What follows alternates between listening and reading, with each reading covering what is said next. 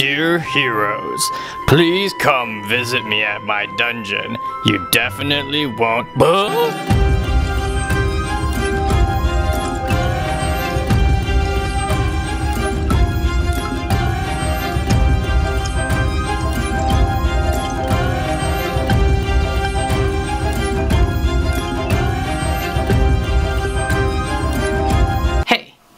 How's it going? I'm Kenneth, and today we're talking about Boss Monster. Boss Monster, a game where you, in fact, are the boss monster instead of the hero. Boss Monster can be played by 2 to 4 players, and it takes about 20 minutes once you know how to play. Before you know how to play, it's gonna take like at least 45 minutes to an hour to learn how to play, because there are a lot of little details. There are many card types in this game. There are hero cards, which are NPCs. The heroes all have different classes, like you would expect in an old school RPG video game.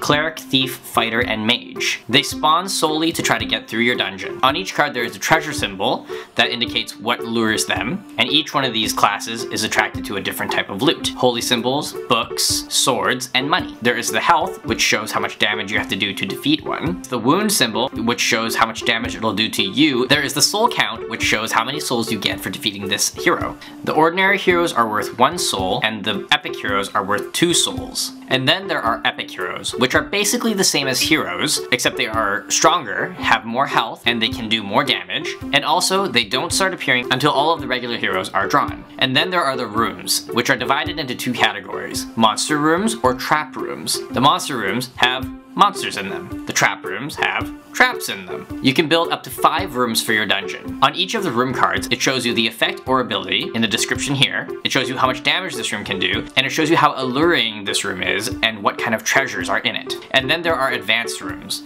Advanced rooms must be built on top of existing rooms that share the same treasure type. Advanced rooms are generally better and do more damage or have cooler effects. And then there are spell cards. Think of any video game and think of any kind of spell. Chances are that spell exists in this game. The thing about spell cards is you get a few at the start of the game, and then you don't get any more unless you get a card that tells you specifically to do so. You can play any number of spell cards during your turn, but they are only playable during specific phases. If it has a hammer symbol, you can play it during the build phase. If it has the axe symbol, you can play it during the adventure phase. And then there are boss cards. There are a good selection of boss monsters in this game that are familiar and weird, but the artwork for all of them are really cool. So the boss monster does not count as a room in your dungeon. So you get your boss monster plus 5 more rooms. Your boss monster gets a level up ability, which activates once you hit 5 rooms. There is the experience number here, which dictates who goes first, and it's also used to decide on priority when necessary. For example, strangely enough, if at the very end of the game everything is all tied up,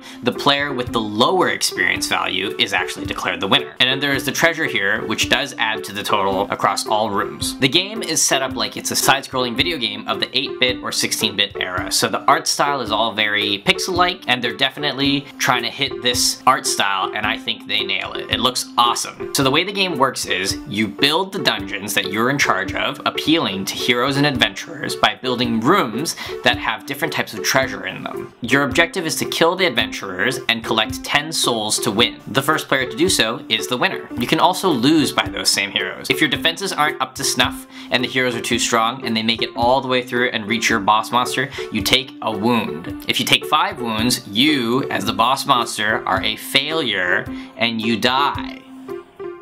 Oops.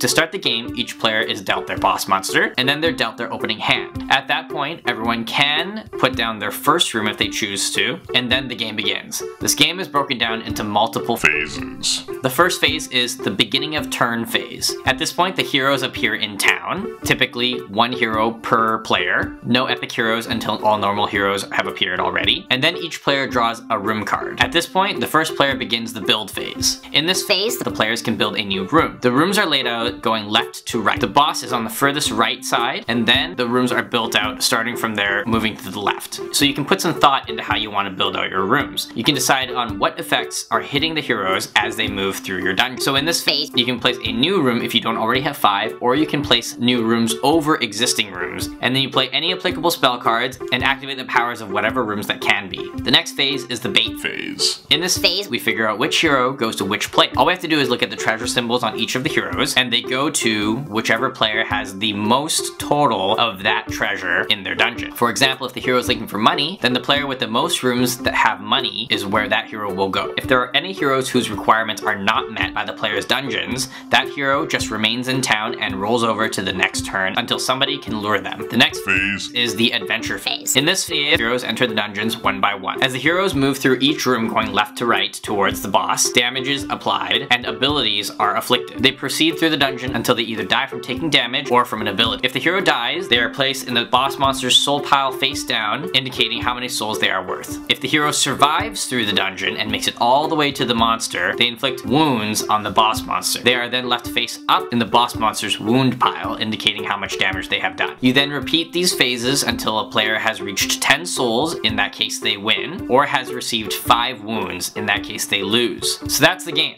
That's how you play Boss Monster. It feels like a lot of stuff, but once you know how to play and you're playing and it's flowing, it goes pretty fast and it's quite interesting. There's a lot of cool different cards in here that are interesting and quite unique, and then there's a lot of nods to old school video games. It's a competitive card game where you don't have to go out and purchase booster packs or collectible cards. It's a box that comes with enough cards for up to 4 people to be able to play a competitive card game. Pros: the art in this game is awesome. They really nailed the aesthetic that they were going for. There's a lot of fun ways you can strategize in this game. It's pretty strategy heavy because you really have to figure out how you're going to lay out your dungeon to be the most effective against some of the stronger enemies that might show up. The spells never felt game-breaking efficient. This game comes in a nice package. It's all cards. There's 155 cards, but there's no coins, there's no damage tokens, there's no pen and paper to keep score. It's all straightforward enough that you can do it all with exactly the cards that they give you. Cons: the RNG can be a little bit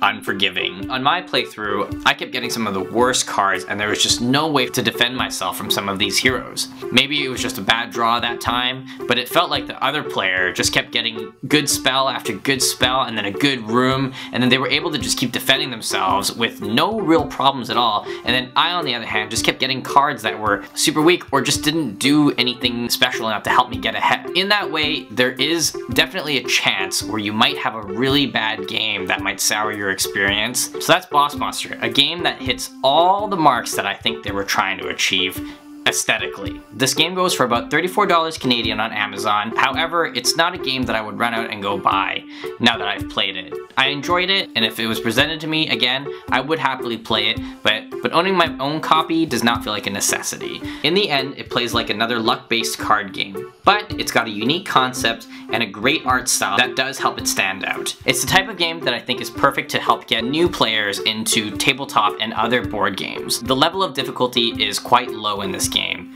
but it's got just enough mechanisms that I think will help lead newer players into potentially trying more complicated types of board games and tabletop games. It's a fun game, but it does leave you wanting more. For Boss Monster, I give it 1 thumb all the way up. It's an above average card game for a quiet night in at my friend's house, because they already bought it. That's it for another episode of Kenneth and Table Tops. Thank you so much for watching. If you enjoyed this video or found it informative at all, let me know in the comments and leave a like. You can also let me know what your favorite tabletop board or card game is in the comments below, and it might be the next episode. Thanks for watching. See ya!